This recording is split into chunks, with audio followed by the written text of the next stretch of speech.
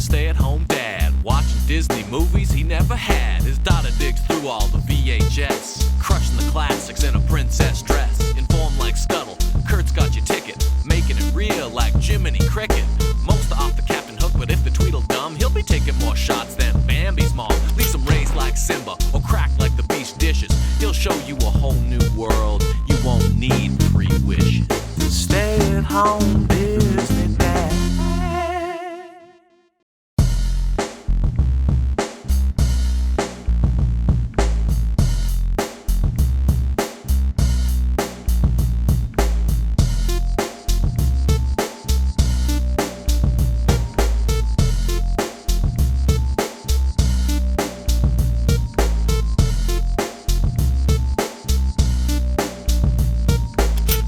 Walt Disney Pictures presents, oh, it's King of the Grizzlies. Sounds like a 1999 WCW pay-per-view. We start with credits and this weird, like, harmonica version of Unchained Melody. Can Grizzlies work? A pottery wheel. Narrator starts off about this legendary bear Whab from the 1800s with the stories about him, and he's gonna try to collect all the stories here and tell them at once. We go into the story. We start with a mama bear.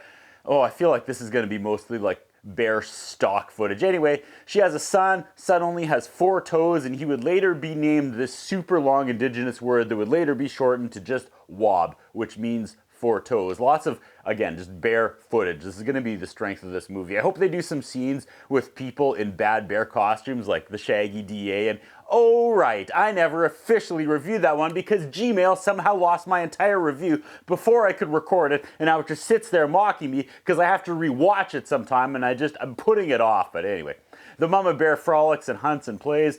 While the kids play, Mom takes a bath, is what the narrator says, and I look up from my notes, and I'm immediately reminded that we're talking about wild bears. I look back down, narrator says, whatever Mom is doing in the bath, the kids wanted no part of it, and I look back up because I forgot already. Okay, they're fishing, it snows, we learn that Whab was born with 4 toes, and a compulsion to push things over. I think I have that as well, but like 5 toes. This movie is literally National Geographic footage with Disney narrator forcing a story over it. We meet Mo Key. Well, he's an Aboriginal man who, quote, took the white man's ways and joined an army, but now he's back and living on the land. Not to be confused with living with the land. Fate was about to play a strong hand. This 4-toed bear was about to meet Mo Key, his friend, and a cattleman, the colonel, his enemy. Mom sensed danger and tried to move her family away from these humans, but Whab got wobbing and is wandering around knocking over and tries to play with a small cow. The parents get involved and it's like bull versus bear. Sounds very stock markety. The humans come and they shoot all the animals, just rain bullets. They shoot them all, but they shoot Whab and he dramatically takes this bullet and falls off the mountain ledge and into the water. Very Hollywood here. The colonel says, it's too bad that the bear first killed the bull. And he says, yes, it's sad. And then he says, are you sad about the bull or the bear? You have a new totem now. It's cattle. Yikes. Whab is okay. Moki finds 4-toed cub prints in the mud along the river. Moki finds the cub. He's alive. He's up in a tree and figures he has 2 options. Quote, let him be or shoot him down. I mean, those are 2 options, I guess. But he goes with a 3rd option. And he yanks him from the tree and he wrestles him down into submission of all the 3rd possible options. When Mo Key threw a rope instead of a bullet at the cub, he knew one day he would have to deal with the consequences, the narrator tells us. He takes the cub to the top of the mountain, has this moment, he lets him go into the wild again. That was nice. It's up here, though, that he learned to be alone, like Whab. Whab goes on a journey, he meets a cougar family, he tries to ignore. Whab keeps gaining weight and confidence, must be nice, because I can only do one of those 2 things these days. He waits for the black bear to leave his beehive honey treasure trove, but then when Whab sneaks in and sticks his nose in it, the black bear runs back and chases Whab up a tree. Then an even bigger alpha male black bear comes and kicks the other black bear's ass while Whab sits in the tree watching it all go down like a little bitch. After he runs off the other black bear, this alpha black bear digs a hole in the ground below the tree and starts shaking it. It's there, like whimsical music is playing. The narrator happily informs us that the hole, oh, it's a grave for Whab. And once he shakes that little cub out of the tree, he's gonna beat him to death and stuff him in there and cover it up. Jesus Christ. Whab hangs on though, and eventually the black bear just gives up. And he waits another few days before climbing down the tree. Yeah? It's winter and he's awful sleepy these days. He goes back to the den he was born in and he runs out some wolverines before his hibernation. He wakes up and he gets stuck in a wolf trap and he easily escapes it. But now they tell us he knows the scent of steel and he knows that that means danger. The men are chatting and Mo-Kee tells the other dude that he just saw four-toed prints in the mud. And hey, surprise, guess what? That cub he thought he shot and fell off the cliff, it lived and he carried him up to safety. The colonel says, "Sometimes I wonder if you're more medicine man than cattle man." Good dialogue, folks. That aged well. Whab is out there just wobbing it up, pushing over trees and stuff. He chases a man to banjo music, always a crowd pleaser. The man lays down to hide and Whab just starts burying him alive. Hilarious. This is all set to like fun, like whimsical music. He meets a female bear. Now here we go, and the narrator says the courtship lasts about 2 weeks and then they go their separate ways. Whab's like, "Look, you're a sweet girl, but like I got this meeting in the morning." Mo-Kee is setting bear traps. 3 days in, Whab is still so in love, though. He wonders if his desire for this female bear will ever wane. It will.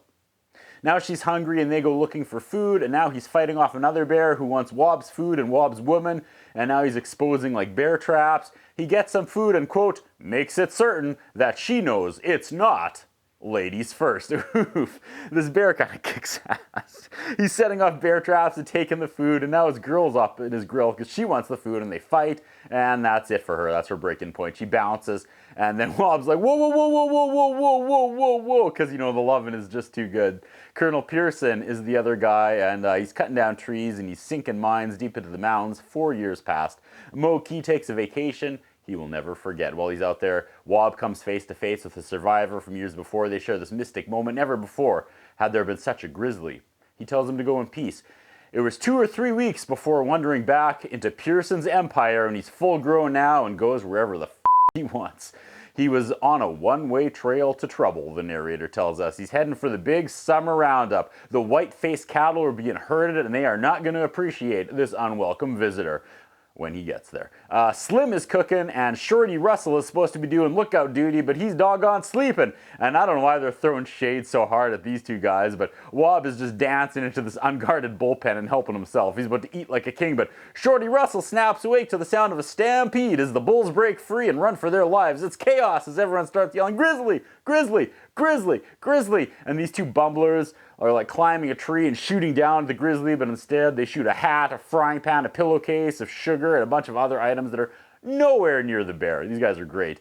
It took 2 days of hard work before the rounding station got back to branding, but the Colonel, oh, he has an antagonist now. He's going to kill this grizzly when he finds him. It's early morning and the Colonel is hot on his trail. He sees the four-toed footprints and he's going to get him. Mo-Kee is now tracking the Colonel, who's tracking the bear. Whab goes back to the fallen honey tree, and that black bear alpha male who dug his grave shows up, and Whab has a score to settle, and he beats that black bear. He chases him out. He's the king now. He's still high on adrenaline when the first invader to his new territory showed up. It's the Colonel on a horse with a shotgun, but Whab outsmarts him. He doubles back and attacks his jackass from behind. Whab was patient and relentless. Colonel gets knocked into the gully, great word, and then Mo-Kee shows up and says some words to the giant grizzly and stares it down. The Colonel wants to leave, but then surprise, nope, he goes to high ground instead because he knows the bear is going to come out in the clearing sooner or later, and that's his chance to shoot him. Totally betraying his friend. He gets the shotgun and aims it at the bear and says to Mo-Kee that, "I know this bear is your brother, but Sudi's going to kill my cattle. There's no other way." Mo-Kee says he just marked his territory. He's not going to come back. Colonel decides to shoot the bear anyways when he see him, but double surprise, click! Mo-Kee took out all the ammunition. Colonel's like, let's go home. And that's the end. That was your typical, wow, that was the end. Old Disney movie, not as much to talk about as usual. This one was most just grizzly footage, but these old movies just still so much charm about them. King of the Grizzlies. That's what I think about. What do you think? What we have is a concern about Curtis Anderson. His interviewing style is not the best. His personal appearance is not the best. I was wondering if the man has some kind of a hold over the channel that he's allowed to be employed for so long with the standards of journalism and personal appearance that he has. Thank you. Okay, Macy.